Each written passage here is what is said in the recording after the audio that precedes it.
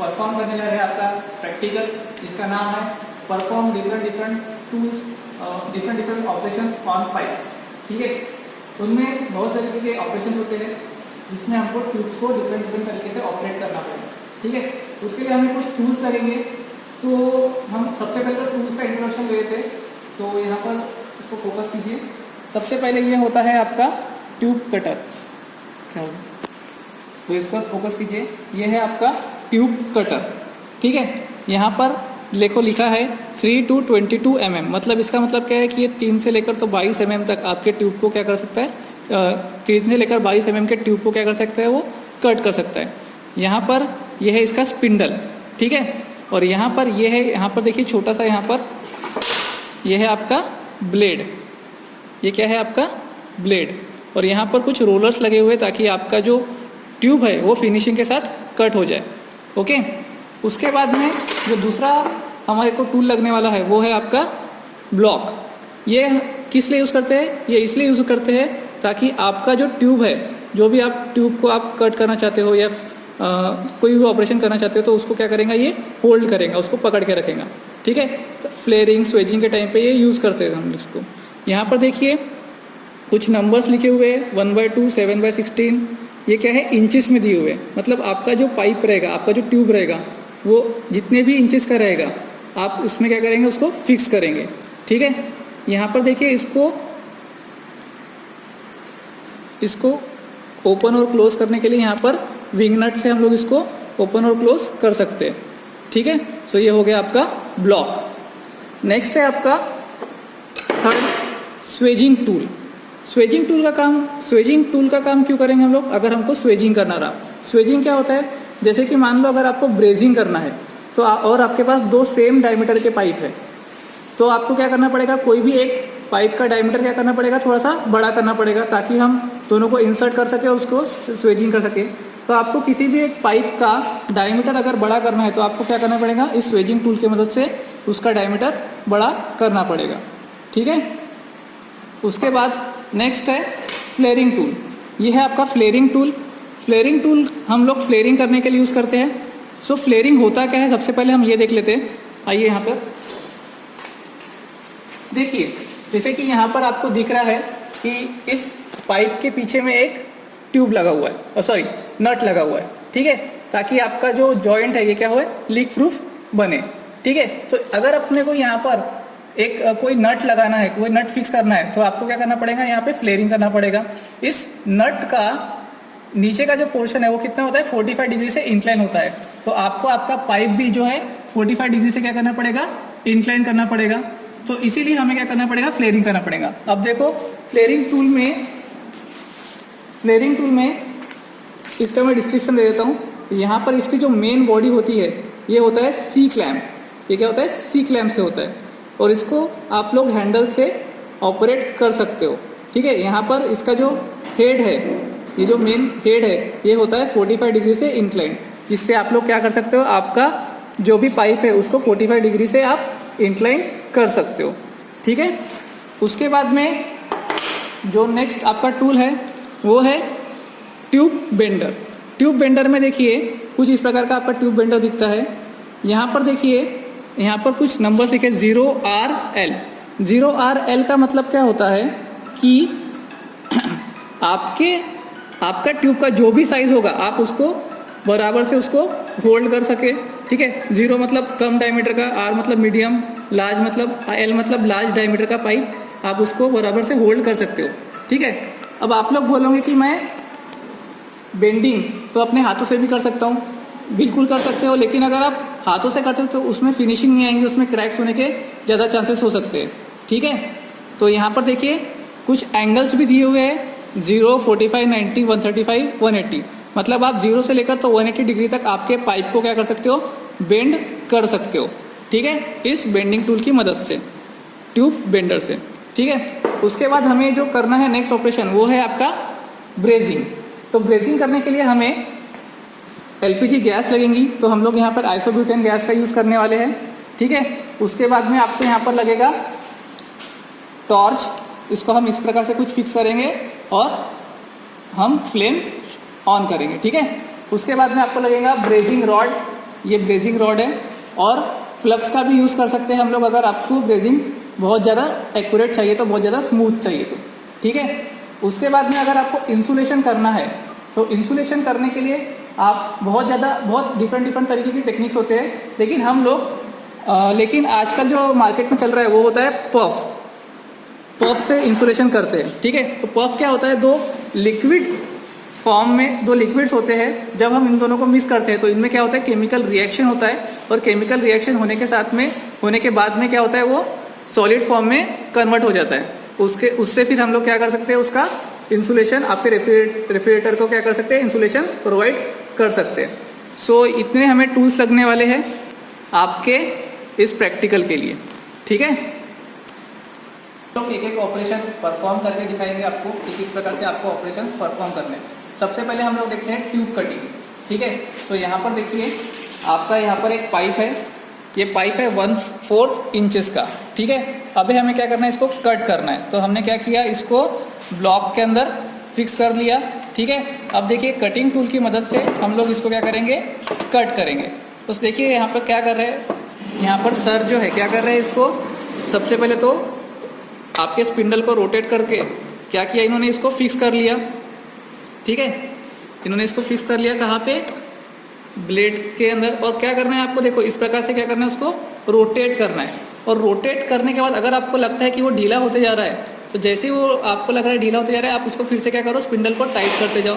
इसके वजह से क्या होगा, आपका जो ट्यूब है वो फिनिशिंग के साथ क्या होगा, कट होगा, ठीक है। देखो आपको इस प्रकार से इसको रोटेट करते जाना है और स्पिंडल को फिर फिक्स करते जाना है। देखिए आपका जो ट्यूब है वो फिनिशिंग के साथ कट गया, देखिए यहाँ पर, ठीक है। तो ये हो गया पहला ऑपरेशन। नेक्स्ट ऑपरेशन परफॉर्म करने जा रहे हैं जिसका नाम है स्वेजिंग, ठीक है। तो स्वेजिंग करने के लिए हमें कुछ कौन से टूल्स लगने वाले हैं, सबसे पहले तो आपको लगने वाला है ब्लॉक, ठीक है। उसके बाद में स्वेजिंग टूल लगेगा और आपको लगेगा एक हैमर, ठीक है। सबसे पहले आपको क्या करना पड़ेगा, आपका जो ट्यूब है आपको उसको ब्लॉक के अंदर फिक्स करना पड़ेगा। ब्लॉक के अंदर कैसे फिक्स करेंगे, आप लोग इसको पीछे से फिक्स करेंगे, ठीक है। यहाँ पर देखिए नंबर लिखे हुए, आपको आपके ट्यूब को पीछे से यहाँ से इंसर्ट करते हुए इसको फिक्स करना है by the use of wing nuts, ठीक है। इसका जो ट्यूब का साइज है 1 सेंटीमीटर आपका ट्यूब आपके ब्लॉक के ऊपर रहना चाहिए। कितना, 1 सेंटीमीटर ऊपर, ओके। सो अभी हम लोग करते हैं स्वेजिंग। स्वेजिंग करने के लिए देखिए सबसे पहले आप लोग क्या करेंगे, उसमें लुब्रिकेंट डालेंगे। लुब्रिकेंट के लिए हम लोग ऑयल यूज़ कर रहे हैं। यहाँ पर आपके ट्यूब में थोड़ा सा हमने लुब्रिकेंट डाल दिया ताकि स्मूथ ऑपरेशन परफॉर्म हो सके। उसके बाद हम लोग यहाँ पर स्वेजिंग टूल्स की मदद से क्या करेंगे, उसको ऑपरेट करेंगे।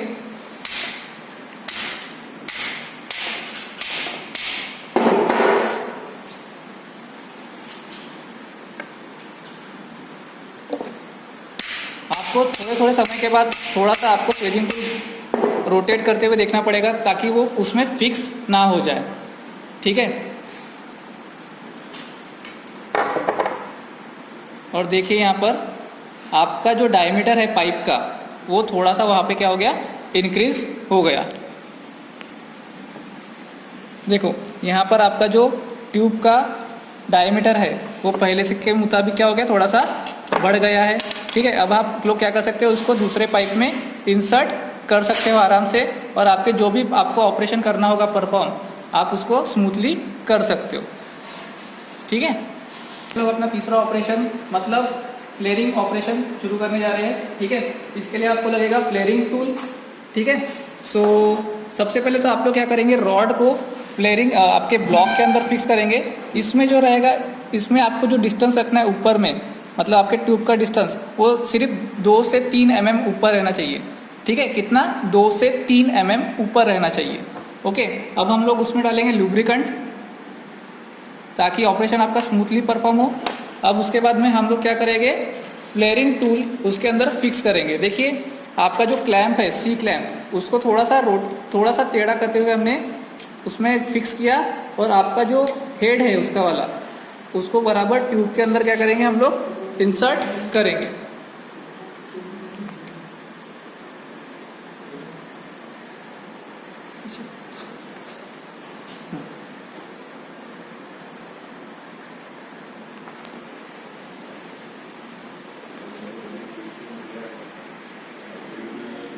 सो लाइक दिस, यहाँ पर आप इसको रोटेट कीजिए और रोटेट करने के बाद आपका जो ट्यूब है वो 45 डिग्री से बराबर इंक्लाइंड हो जाएगा फॉर द फ्लेयरिंग।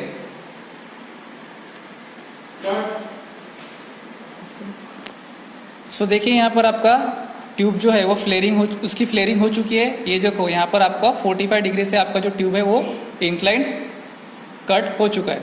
ओके, अभी हम लोगों को जो नेक्स्ट ऑपरेशन करना है वो है ट्यूब बेंडिंग। तो ट्यूब बेंडिंग करने के लिए हमें कौन सा ट्यूब लगने वाला था? Bending tube bender. ठीक है, तो ट्यूब बेंडर का मैंने आपको पहले ही डिस्क्रिप्शन दे दिया है। अभी देखिए आपका जो ट्यूब है वो मिनिमम साइज का है। ठीक है, तो उसको हम लोग कुछ इस प्रकार से फिक्स करेंगे। देखिए सर यहाँ पर फिक्स कर रहे हैं उसको।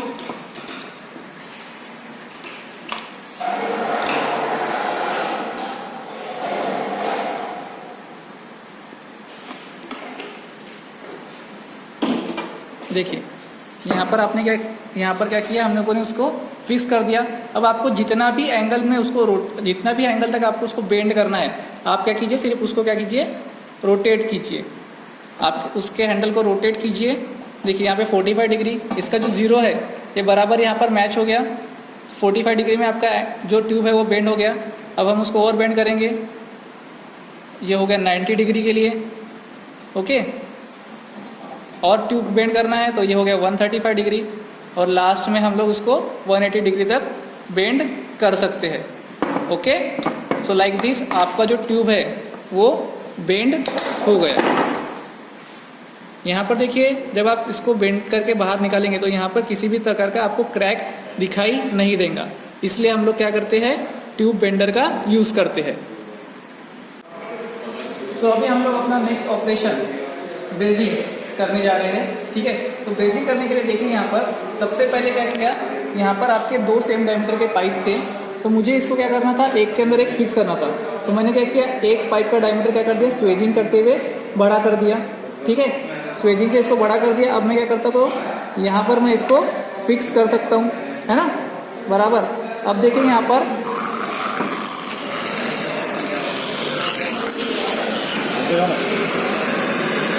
देखिए, अब मैंने यहाँ पे क्या किया, टॉर्च शुरू कर दिया, तो इसके वजह से क्या होगा, यहाँ पे ये ब्रेजिंग होगा। और यहाँ पर देखिए ब्रेजिंग रॉड से हम लोग उसको शुरू करेंगे। ये हमें जब तक कि आपका रॉड पूरा लाल नहीं हो जाता तब तक कि आपको क्या करना है, उसको हीट करते रहना है। देखिए यहाँ पर उसका कलर जो है वो चेंज हो रहा है, और लाइक दिस आपका जो दोनों भी रॉड है वो क्या हो गए, एक दूसरे से जॉइन हो गए। ठीक है, तो ये था आपका ब्रेजिंग ऑपरेशन। सो अभी हम लोग आपका नेक्स्ट ऑपरेशन इंसुलेशन ये करने जा रहे हैं। ठीक है, सो अगर आपको हीट ट्रांसफ़र आपके जो मेटल्स में, आपके रेफ्रिजरेटर में हीट ट्रांसफ़र ना हो सके, इसके लिए हम लोग क्या करते हैं, इंसुलेशन करते हैं। तो इंसुलेशन करने के लिए हमें कुछ लिक्विड्स लगते हैं। तो यहाँ पर हम लोग 2 लिक्विड्स यूज़ कर रहे हैं, पॉलीयूरेथीन और पॉलीऑल। ठीक है, जब हम लोग इसको मिक्स करेंगे तो मिक्स करने के बाद में ये एक सॉलिड फॉर्म में कन्वर्ट हो जाएगा, और फिर हम लोग इसको हम लोग बोलते हैं पफ, और फिर हम लोग उसको एज अ यूज़ करेंगे फॉर द इंसुलेशन। ठीक है, तो देखिए यहाँ पर हम लिक्विड 1 को मीन्स पॉलीयूरेथीन को एक जगह पे कंटेनर में हम लोग इसको पोर कर रहे हैं, और जो सेकेंड लिक्विड है हमारा उसमें हम उसको क्या करेंगे, मिक्स करेंगे।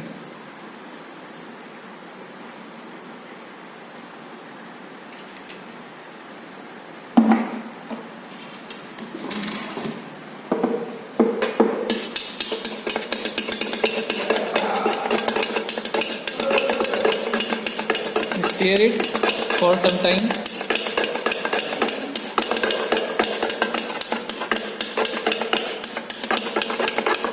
देखिए यहाँ पर इसका कलर चेंज होते हुए आ रहा है।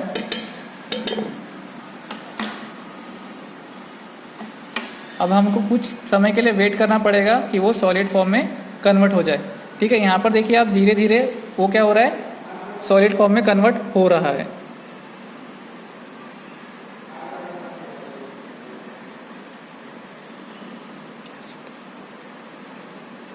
देखिए ये आप ऊपर की तरफ बढ़ रहा है और ये क्या हो रहा है, पफ बन रहा है उसका।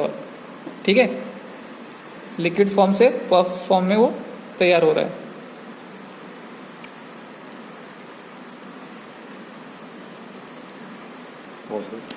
स्टार्ट।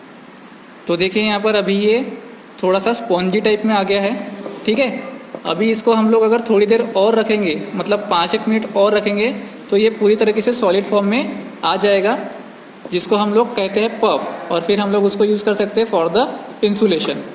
सो ये था आपका practical. We have perform different types of operations for the refrigeration purpose. ठीक है, अब मिलते हैं नेक्स्ट प्रैक्टिकल में। तब तक के लिए कीप लर्निंग, हैप्पी लर्निंग।